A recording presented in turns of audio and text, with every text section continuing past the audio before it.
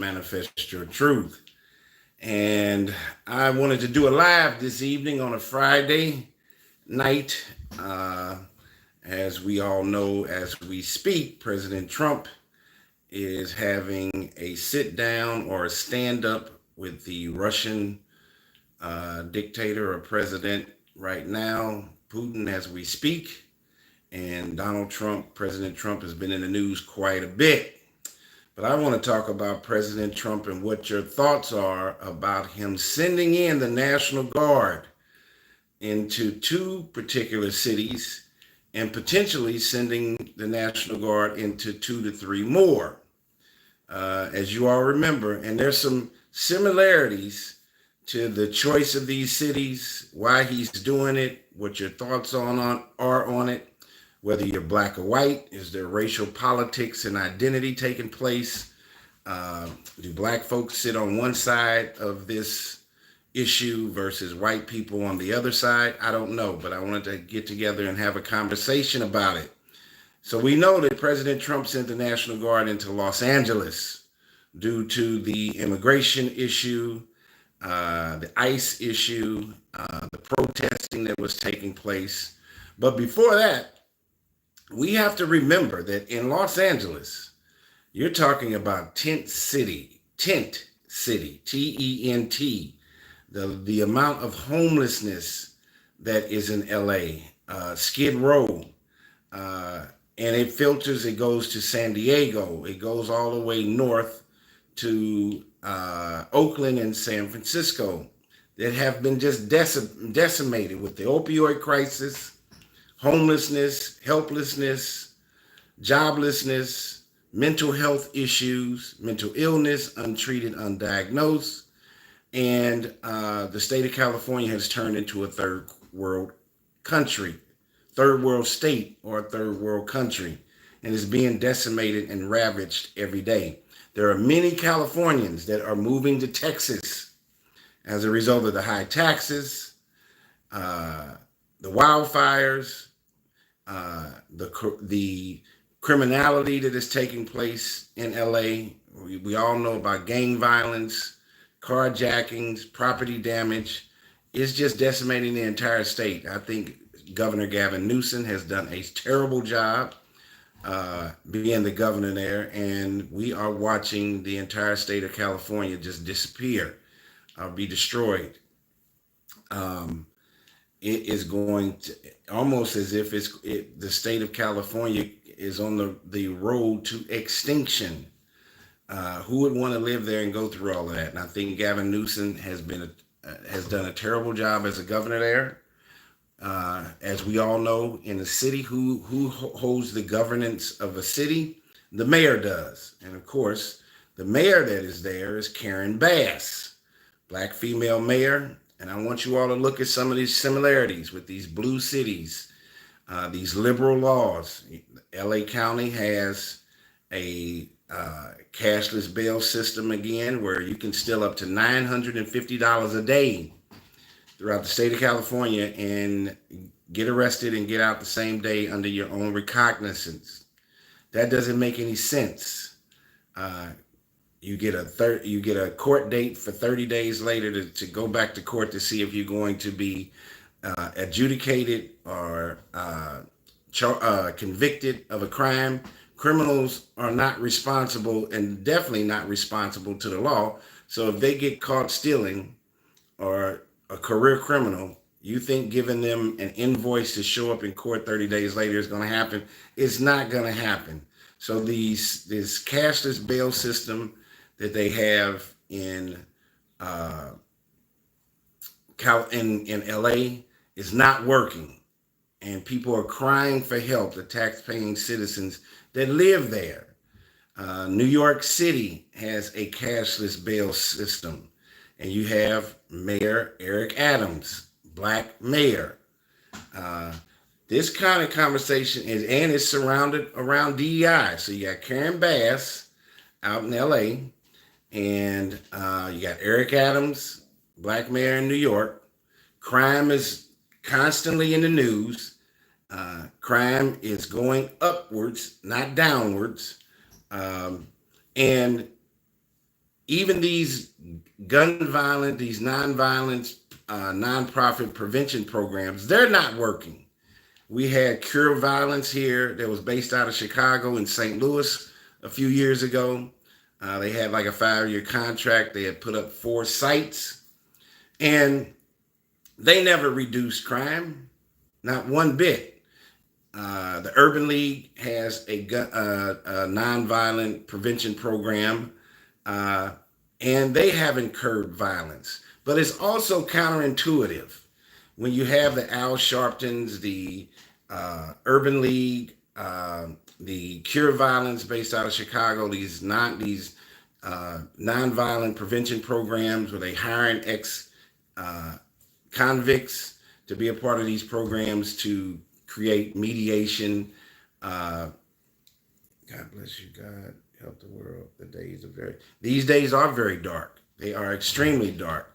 And so when you have programs like Cure Violence, for example, as I said, to have ex-convicts to be a part of the program, to talk to people, thinking that since these guys have been to prison, they can relate to the young folks of today. I don't necessarily agree with it. Cure Violence that was here for 4 or 5 years in St. Louis was a complete debacle. You had all kinds of, you had folks that worked there that were charged. One guy who had done 30 years in prison got hired with Cure Violence, and he ends up getting arrested for another possible murder less than a year and a half out of being in federal prison. The accusations of drug selling that was taking place. If you have individuals that have been incarcerated for 10, 20, and 30 years, they've been institutionalized. And to think that they can come out and become psychologists and start helping young people navigate their way to a legal form of living when these nonviolence prevention people, have led an illegal life most of their life, I think it's a little bit counterintuitive. The person you want to listen to is a person that does not go to jail, that does not go to prison, that does not get convicted. That's a smart one. All these prison lawyers that you see in jail, why would you listen to somebody if you're in prison or in jail? Why would you listen to somebody talk about your case and they're in jail with you? And so this whole idea of that we in urban cities, and we're the only people that are talking like this, black folks. Where you coming from, sir? We're the only group of individuals, the black community, where we want to police ourselves. And public safety is probably the number one issue outside of the immigration issue that people are concerned about. Being able to use, there's nothing else in good time of your interview.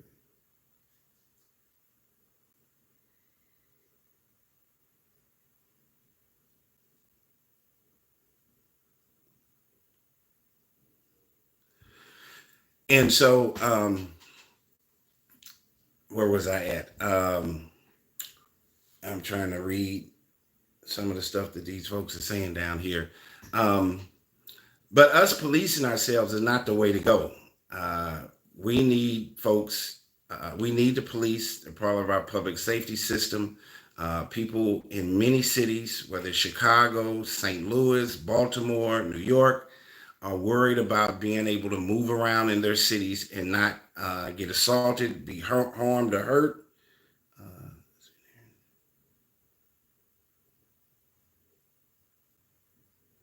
and and want to just be able to flow easily through their own cities. This amount of gun violence that has taken place, looting, carjackings. Even here recently, we had several carjackings that took place here in St. Louis, Missouri. Even some young teenagers, 14 through 17, carjacked a Lyft and an Uber driver. It is getting to be very, very dangerous right now in many of our cities. And some of our cities are operating like a third world country. Black Lives Matter wanted to defund the police. Many of these nonviolent prevention programs like Cure Violence want to defund the police and put the ownership into the community. And I do not agree with that. I think that would make uh, our cities even more dangerous. And it's amazing when you look in the suburbs or in these counties, you don't hear any of the tax-paying citizens saying they don't want police officers. They want more police officers. And when you have Black Lives Matter talking about defunding the police force is defunding itself with the number of people who wants to be a police officer in today's time. It, it's the it's underpaid, underappreciated, undervalued. St. Louis, Missouri needs probably 300 to 400 police officers. Chicago needs a couple of thousand. New York City needs like 3,500 police officers. Los Angeles needs a couple thousand. Defunding the police, it has defunded itself. They don't get paid enough. They don't get. It's not a well-respected job. Yes, there have been a few bad apples and a few bad seeds, but we have to do something about it. And I believe whether it's LA, Chicago, and now with President Donald Trump bringing in the National Guard for Washington, D.C., I think that is an appropriate measure to take. I just said the numbers are down for the number of police officers policing. Public safety is at issue. There's not enough police officers out here. People are afraid to do things. Police officers are afraid to even make a traffic stop. Here in St. Louis, when you buy a vehicle, you're supposed to pay a personal property tax in order to get your license plates. There are so many cars with temp tags on, no tag whatsoever, no license plate, driving uninsured, running stop signs and red lights. Many of these individuals that are using these cars are almost using them as a weapon of destruction, and we have to do something about it.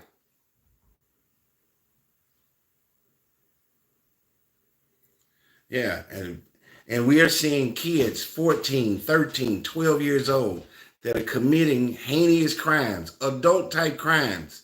The juvenile court system needs to be refurbished.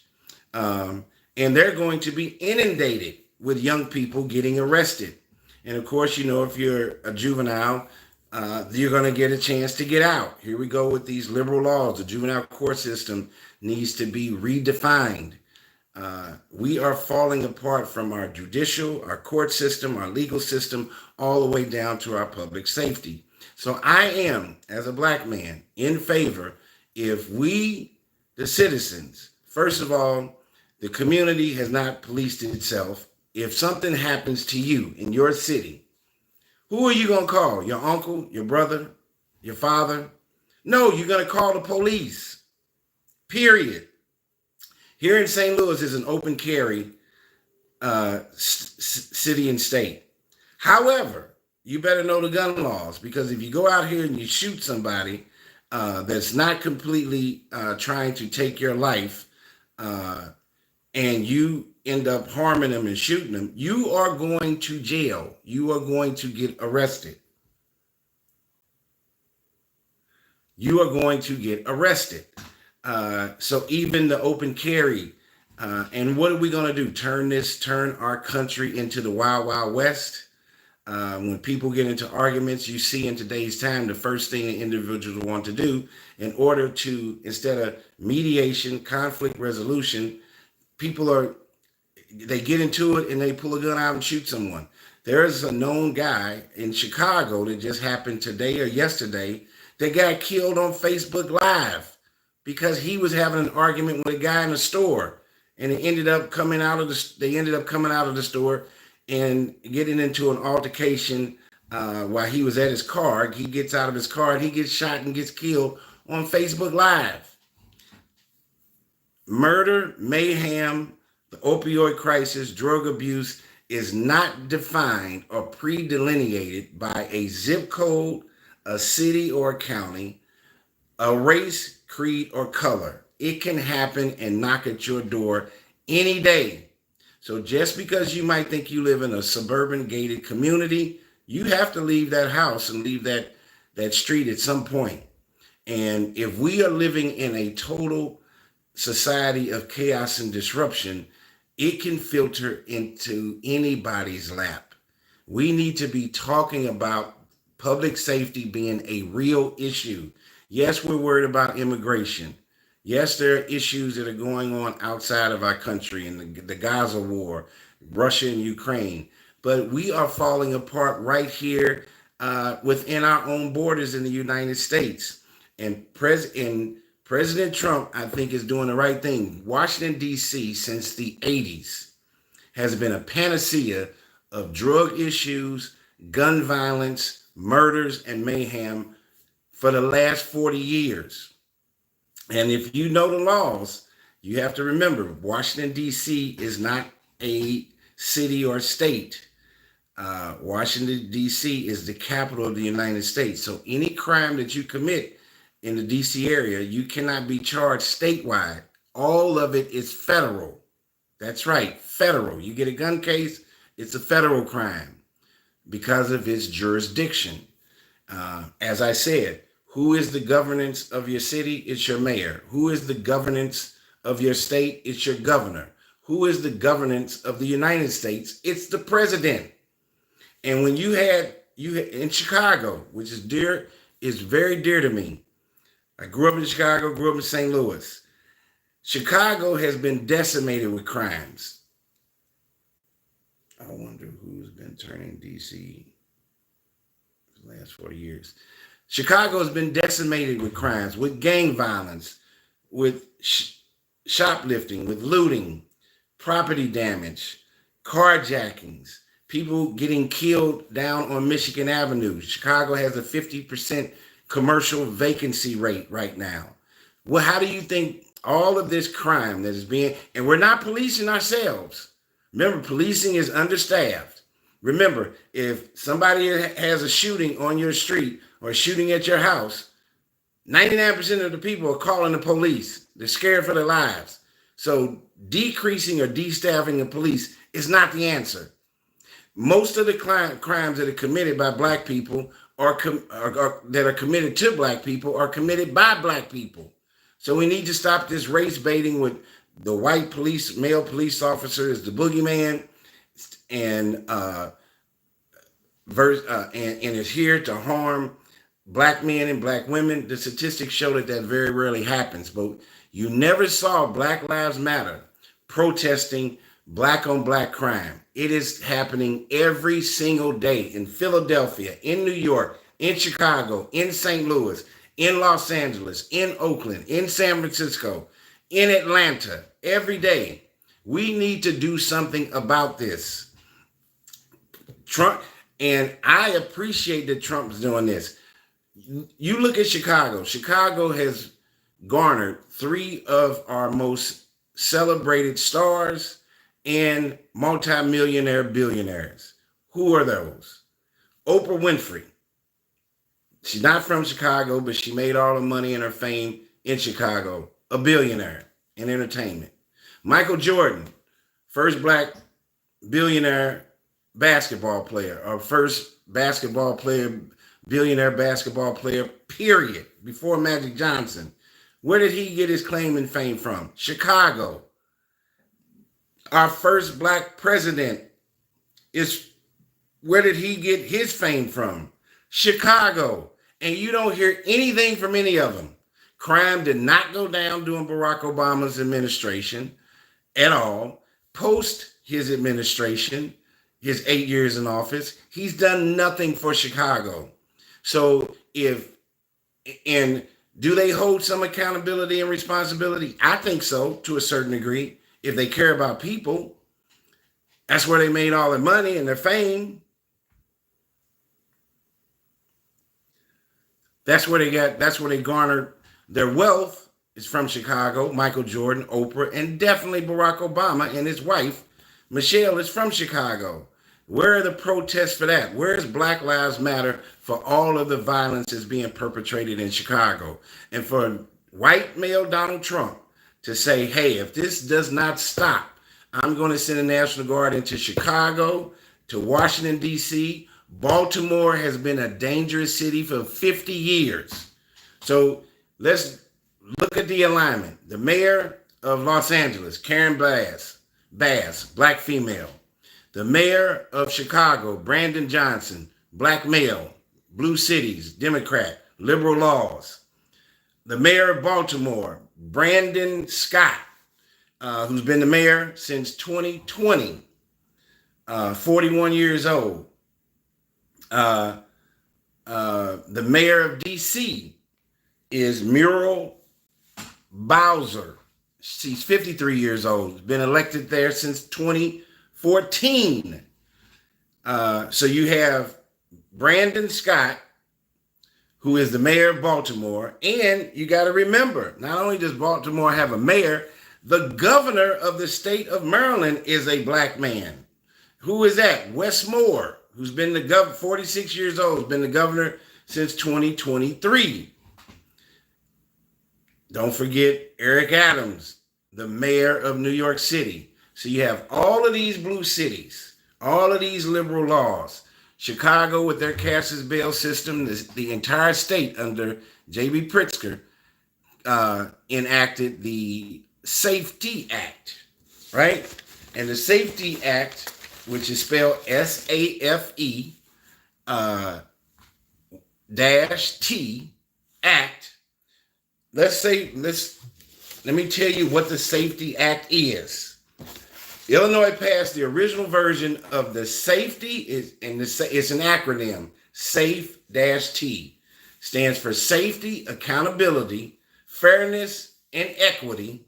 We know about the word equity with DEI, Diversity, Equity, and Inclusion. But the Safety Act is Safety, Accountability, Fairness, and Equity Today Act, known as the Safety Act in 2021. Which was to eliminate cash bails. Let's see, Putin agrees to withdraw from Ukraine and Trump releases Epstein this.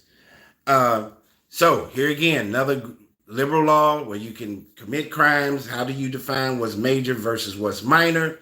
That's all in the eye of the beholder. For example, if your wife has her purse snatched while she's on the Chicago L or the New York subway, and she wasn't physically harmed, emotionally harmed, but not physically, is that a minor act?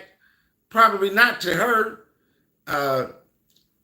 PTSD, what kind of trauma did that cause her to get accosted like that just by somebody snatching her purse and having all of her personal belongings? Something being major or minor is in the eye of the beholder. And so we have to have more people. We need to stop saying defund the police. Black Lives Matter did not protest one black on black crime in the history of its existence. And where did the $95 million go? We have to stop allowing organizations and certain people of color, definitely of black, to prostitute other black people just for funding.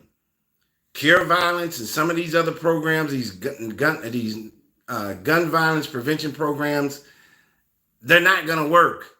If they actually did their job and prevented gun violence and homicides, they would not have a job or funding. You get it? I'm going to say it again. If these non-prevention gun violence urban city nonprofit programs actually did what they say that they were set out to do, then they should dissipate within 5 years. Give it a 5-year plan. But no, it's all verbiage. It's all just talk. And for most of America to have, and definitely Democrats and people of color to have this pugnacious view of President Trump sending in the National Guard, somebody needs to go into these big cities, these urban cities, and do something about this crime. And just when you think it won't happen to you, it will filter in the suburbs, it will filter into the counties, and there's going to be a day and time that you will have to go into the city, even if you live in the county or the suburbs. So you can't get away from this. So sending in the National Guard is a good thing until the mayors of these cities, these blue cities, and remember, the mayor is the governance of the city. The governor is the governance of the state. If they cannot provide appropriate public safety governance, then the president has to come in. That's the way it works. And we have to get upset. Look at the alignment when we talk about Baltimore. Black male mayor, Brandon Scott, 41 years old. We're talking about Los Angeles County or Los Angeles.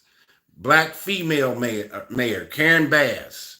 When you're talking about the mayor of D.C., Muriel Bowser, 53 years old, elected in 2014. Then you even have the governor of Maryland, Wes Moore, who's 46 years old, been a governor since 2023. They have to raise their voices to the top of the mountaintop to get this violence under control. It is out of control, and our public safety is in an imminent state of being fragile and fractured and completely damaged.